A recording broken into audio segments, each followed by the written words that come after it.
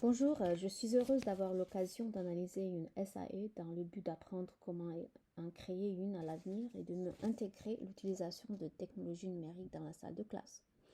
Et après avoir passé plusieurs semaines à lire des articles sur ce type d'évaluation, j'ai compris que celle-ci vise généralement et de la manière la plus générale possible à honorer la triple mission de l'école québécoise: instruire, socialiser et qualifier.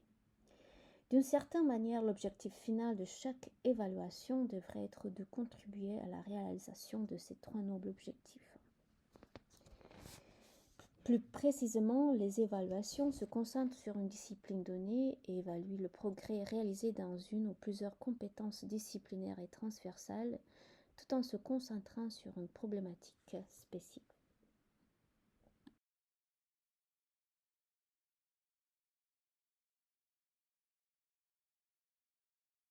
Permettez-moi de vous présenter la SAE que j'ai choisi d'analyser. La présente SAE s'adresse aux élèves au secondaire, immigrants et nouveaux arrivés ayant une connaissance avancée du français. Ces élèves suivent un programme d'intégration linguistique scolaire et sociale au secondaire.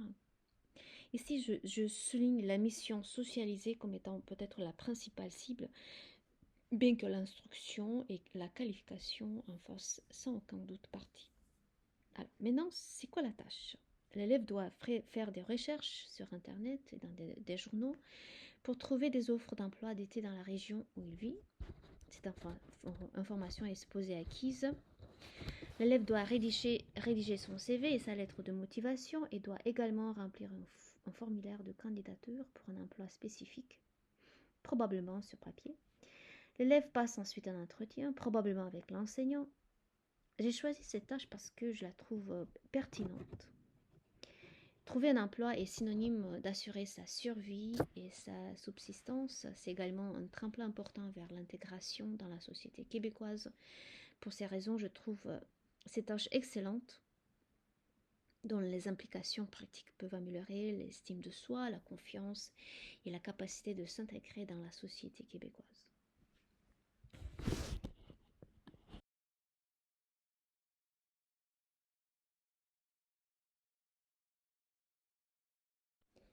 Je voudrais énumérer les points forts suivants de cette SAE.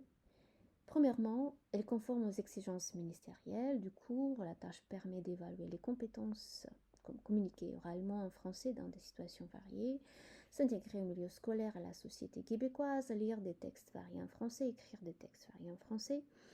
Alors, il existe une cohérence entre les objectifs d'apprentissage, les stratégies pédagogiques employées et la méthode d'évaluation présentée. Et bien sûr que le mandat de la tâche est très clair et pertinent.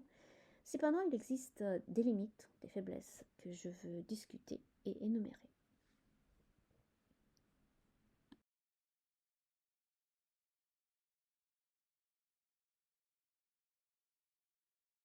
Alors, l'aspect technologique numérique utilisé dans la SAE est un peu sous-exploité.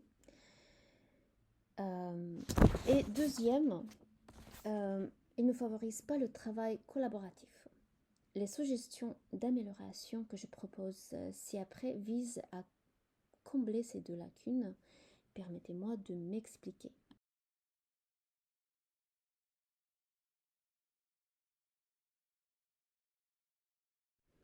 Afin d'identifier les améliorations possibles en matière de technologie numérique, je vais utiliser le modèle SAMR pour identifier 4 options différentes sur la manière dont la technologie peut être utilisée pour améliorer ou transformer la tâche elle-même.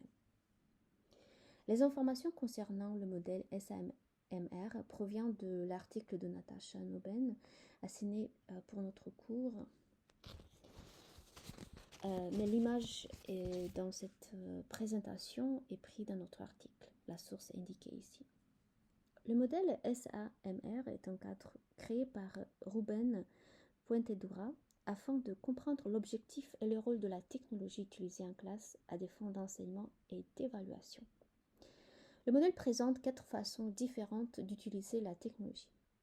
A, pour substituer ou remplacer quelque chose qui ne changera pas la tâche elle-même, mais qui pourra l'améliorer.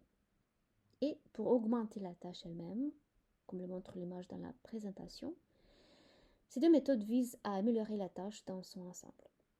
Les deux autres niveaux sont modifier la tâche et enfin redéfinir la tâche elle-même. Ces deux niveaux supérieurs redéfinissent la tâche elle-même. À présent, à l'aide de ce modèle, je vais suggérer des améliorations. Alors, pour le niveau 1, substitution, à ce niveau, je modifierai la tâche en demandant aux élèves de taper la lettre de motivation et le CV, puis de les convertir au format PDF, plutôt que de simplement les rédiger à main. Dans cette manière, les élèves peuvent avoir à disposition à tout moment et les transmettre par email, par exemple, à des employeurs potentiels. Ils peuvent également l'enregistrer sur une clé USB plutôt que simplement sur papier. Niveau 2, augmentation. À ce niveau, je modifierai la tâche en demandant aux étudiants d'utiliser des logiciels qui garantissent une meilleure grammaire, syntaxe, structure globale des phrases dans la rédaction du CV, de la lettre de motivation. Je pense par exemple à Grammarly, qui est un excellent outil à cet égard. Niveau 3, modification. Alors à ce niveau, je modifierai la tâche consistant à réaliser des simulations d'entretien via Teams ou Zoom, par exemple, avec l'enseignant, mais aussi avec un autre élève. Et les élèves changeront ensuite le rôle. Les élèves seront alors répartis en binôme pour jouer à la fois le rôle de l'employeur potentiel et celui du candidat. Cela garantirait une approche plus collaborative de la tâche et leur permettrait d'acquérir une expérience plus concrète de la manière dont se déroulent les entretiens de nos jours. Et niveau 4, redéfinition. Je modifierai complètement la tâche afin de permettre aux étudiants de rédiger leur CV et leurs lettres de motivation en créant de véritables profils LinkedIn par exemple et en utilisant des applications, des logiciels qui facilitent la rédaction de CV et de la lettre de motivation. Ces applications intègrent généralement des technologies d'intelligence artificielle. Cela leur permettrait d'être à jour quant à l'approche actuelle du marché du travail et de la recherche d'emploi. Ils créeraient ensuite leur profil et seraient encouragés à cibler et à identifier des pistes d'emploi potentielles en se basant sur les modèles de recherche intégrés à des sites web tels que LinkedIn. Ils rédigeraient également leurs lettres de motivation à l'aide de ces plateformes qui proposent des suggestions et des modèles intégrés permettant de personnaliser sa lettre de motivation et son CV. Cette approche modifierait complètement la tâche initiale présentée ici. Le résultat reste le même, apprendre à rechercher et à se présenter sur le marché du travail. Mais la manière d'y parvenir est toutefois complètement différente.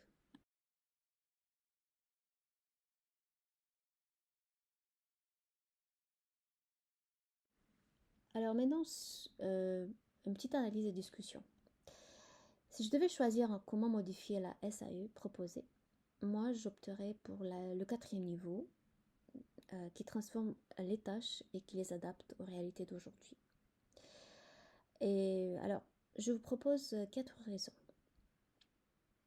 Première raison, si l'on suit les niveaux de la taxonomie du domaine cognitif de Bloom en 1956 et qui est révisé par Anderson en 2001, le 4e niveau impose non seulement l'application des 3 premiers niveaux, mémoriser, comprendre, appliquer, mais aussi ceux plus avancés qui requièrent une pensée abstraite, tels que analyser, évaluer et créer. Deuxième raison, la modification reflète une bonne interconnexion entre la pédagogie, le contenu enseigné et la technologie. Je voudrais me référer à l'article de Bashi intitulé Un modèle utile pour représenter le savoir technopédagogique disciplinaire des enseignants, dans lequel le modèle TPACQ, en anglais Technological and Pedagogical Content Knowledge et en français Connaissance technopédagogique du contenu, proposé par Mishra et Kohler en 2006, nous invite à réfléchir à la relation complexe entre pédagogie et technologie. La question proposée par les auteurs de ce modèle est la suivante.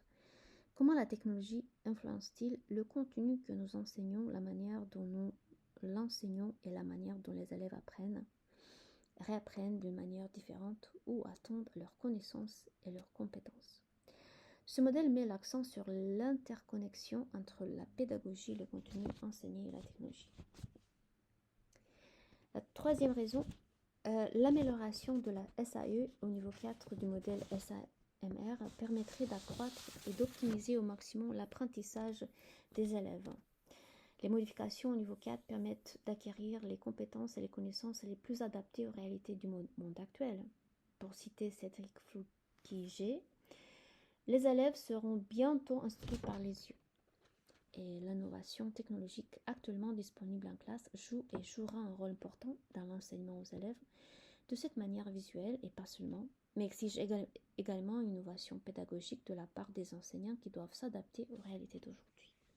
Et la dernière raison, les modifications proposées au niveau 4 préconisent l'utilisation des 4 catégories des ressources numériques, comme indiqué dans l'article écrit par Isabelle Héroux et les autres.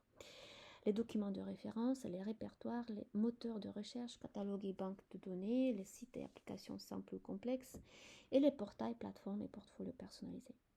Selon l'article assigné pour notre cours écrit sous la direction d'Isabelle Héroux, le référentiel de compétences professionnelles pour la profession enseignante du ministère de l'Éducation du Québec de 2020 demande aux enseignants de mobiliser le numérique, utiliser le numérique afin d'en faire bénéficier les élèves, ainsi que l'ensemble des actrices et acteurs éducatifs. Alors, mes suggestions pour améliorer la SAE, et en particulier celles qui suivent le niveau 4, honorent cet appel. Merci.